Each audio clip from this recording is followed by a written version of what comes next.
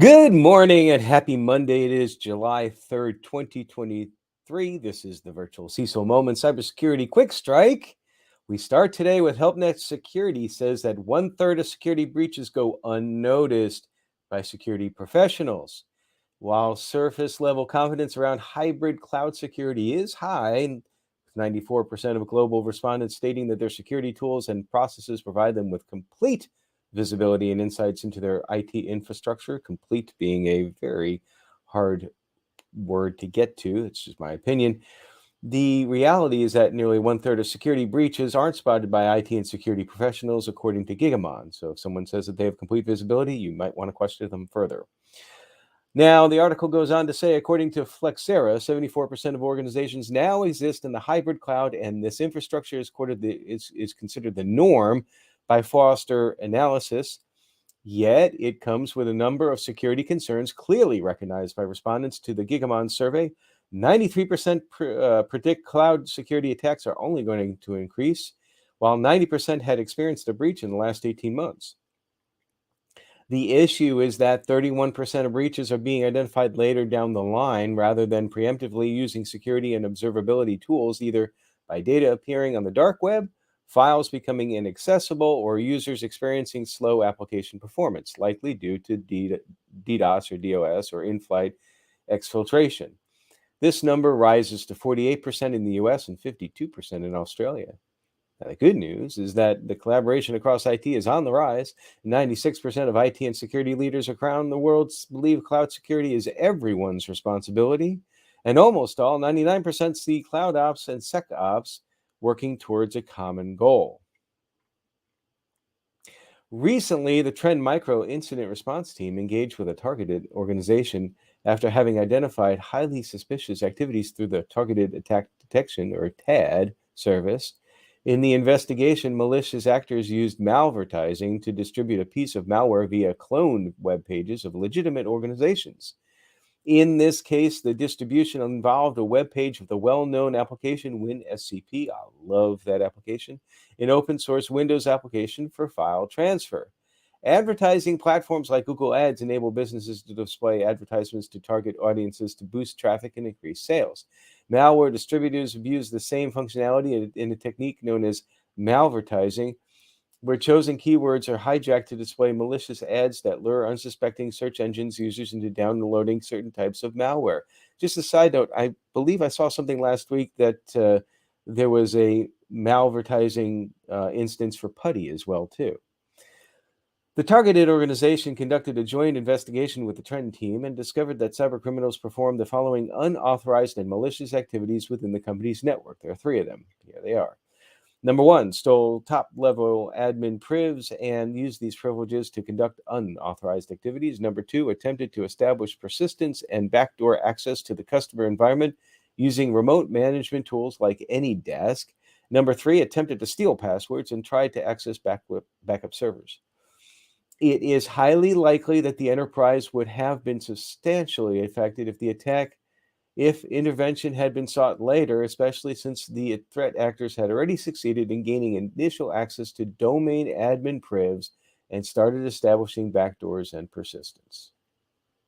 The virtual CISO moment is brought to you by vCISO Services, a leading provider of quality and experienced virtual chief information security officers for small and mid-sized businesses.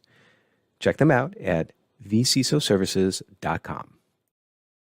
A blog post from Centra dives into why ChatGPT is a data loss disaster. Now, ChatGPT provides effective assistance. It often requires a significant amount of context. This context is sometimes copied and pasted from internal corporate data, which can be sensitive in many cases. We've talked about this before on the podcast. For example, a user might copy and paste a whole PDF containing names, addresses, email addresses, and other sensitive info about a specific legal contract simply just to have ChatGPT summarize or answer a question about the contract's details. Unlike searching for information on Google, ChatGPT allows users to provide more extensive information to solve the problem at hand. That's why it works. Furthermore, free generative AI models always offer their services for free in exchange for being able to improve their models based on the questions they are asked. In other words, nothing is ever truly free. You always have to think about that whenever you do something that they say is free or subscribe to a free service. What are you actually paying? So, what happens if sensitive data is pasted into ChatGPT? Well, OpenAI models continuously improve by incorporating the information provided by users as input data. So, it's a feedback loop. It constantly gets smarter, I guess you could say. This helps with the models learning on how to enhance their answering abilities.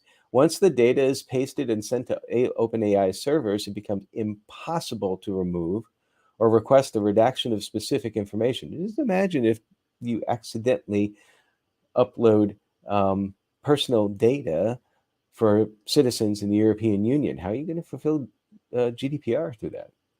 Now, while OpenAI's engineers are working to improve their technology in many other ways, implementing governance features that could mitigate these effects will likely take months or even years. It'd be great, though, when it does happen. According to the blog post, I tend to agree, this situation creates a data loss disaster where employees are highly motivated and encouraged to copy and paste potentially sensitive information into systems that store the submitted information indefinitely without the ability to remove it or know exactly what information is stored within the complex models. You can read the rest of the blog post through the link in the show notes. Fascinating, fascinating read. The Hacker News reports that the U.S. Cybersecurity and Infrastructure Security Agency, CISA, has placed a set of 8 flaws to the known exploited vulnerabilities catalog based on active exploitation. This includes 6 shortcomings affecting Samsung smartphones, and 2 vulnerabilities impacting D-Link devices. All of these flaws have been patched as of 2021.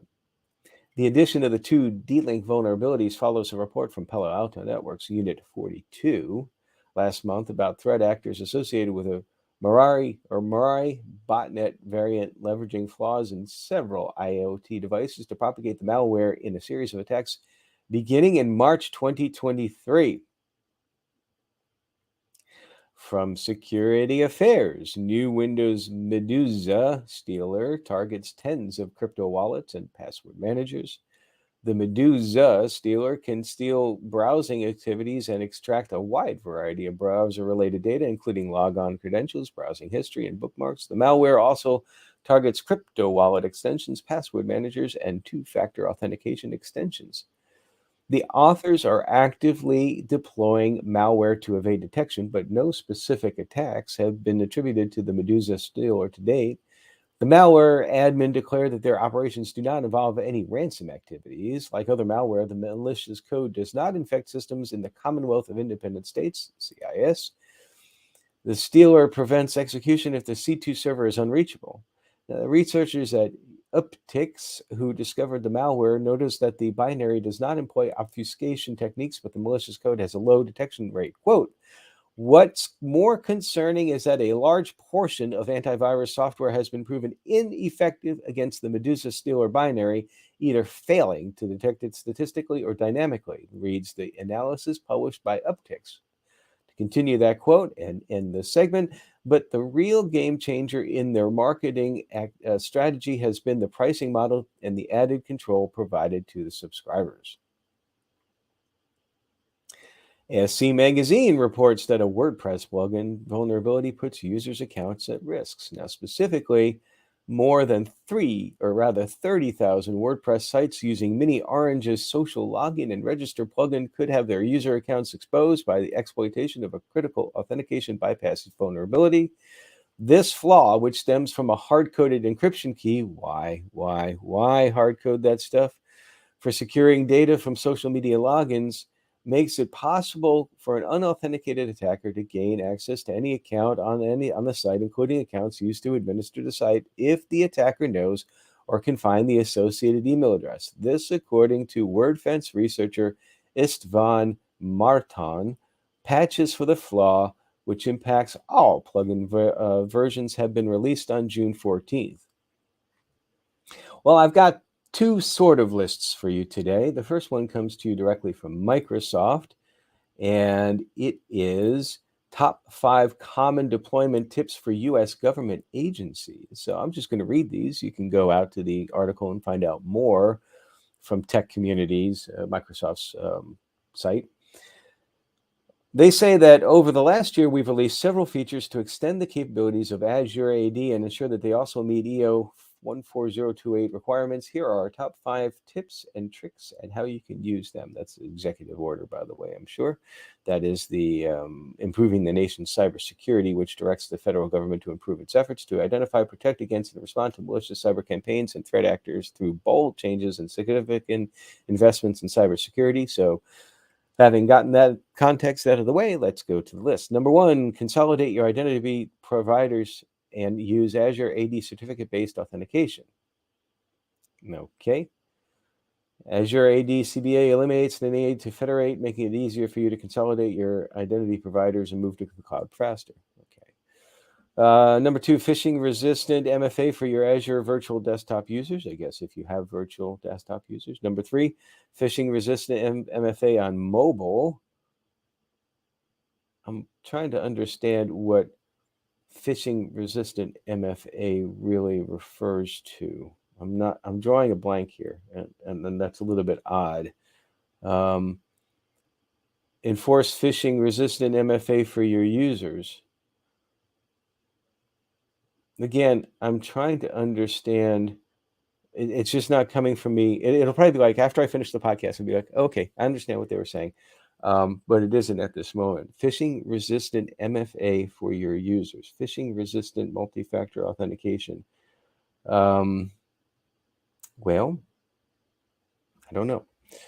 Number 5, leverage device signals for authorization. If one of you can, who's listening to this, happen to put in the chat or maybe respond afterwards, a little bit of a better explanation for phishing-resistant MFA, by the way. Not only would I would appreciate it, but I guess I would think others would, because if I'm stalled on it, I don't think I'd be the only one. Maybe I should have read the article more in depth before I started this. Number 5, leverage device signals for authorization.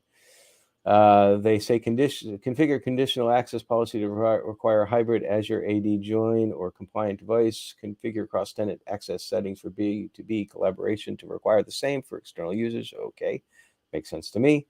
Let's go on to the second list that I have for you today. This is important in when we're talking about the cyber skills shortage and job hunters and trying to merge the two together, get them to match. 3 ways to build a more skilled cybersecurity workforce. This from Dark Reading. As with the last one, I have not read ahead on this yet, so hopefully I won't be too surprised. Number 1, offer multiple career pathways within cybersecurity training. Formal and informal cybersecurity training should be offered at various levels for a broad range of job roles in both long and short course formats. I agree with that. I think that, and this isn't just for cyber, but I think that any solid organization should offer some sort of a training path for the folks that want to actually move ahead. Number 2, close the workforce gap with skills-based recruitment and formal education. Many types of education are relevant, including community and technical college programs, as well as skills-based certifications. Formal education is not the only path. Totally agree with that. My suggestion on top of that is I always look for applied knowledge. So it doesn't necessarily matter where you got the knowledge from or how you got the knowledge or necessarily even what the knowledge is, but let me see how you can apply the knowledge that you have, because I can always teach you the knowledge or you can always find the knowledge online somewhere, but it's how you apply it, which I believe in cybersecurity is the secret sauce. Number 3, build basic digital skills fast. Digital skills are the foundation for cybersecurity skills. People of all ages need opportunities to develop essential online knowledge. This is good for, they talk about like cloud computing. There's a lot of resources out there, both internal and external. Internal for learning basic networking stuff like building your own lab, that sort of thing. Big proponent of that. External, so many programs out there to help. I have not tried really any of them, but I hear that Try Hack Me would be one of them, I guess. So that's it for the lists, and that's it for today. Even though tomorrow is July 4th and a holiday, we do have an interview. Doug Copley joins us. He is a fractional CISO. He brings some wonderful insight, and you should definitely listen to the interview tomorrow. It's a great talk that we had. And then later in the week, of course, we will have the InfoSec wrap-up on Friday. I want to wish you all a wonderful and very safe, happy 4th of July. And as always, stay secure.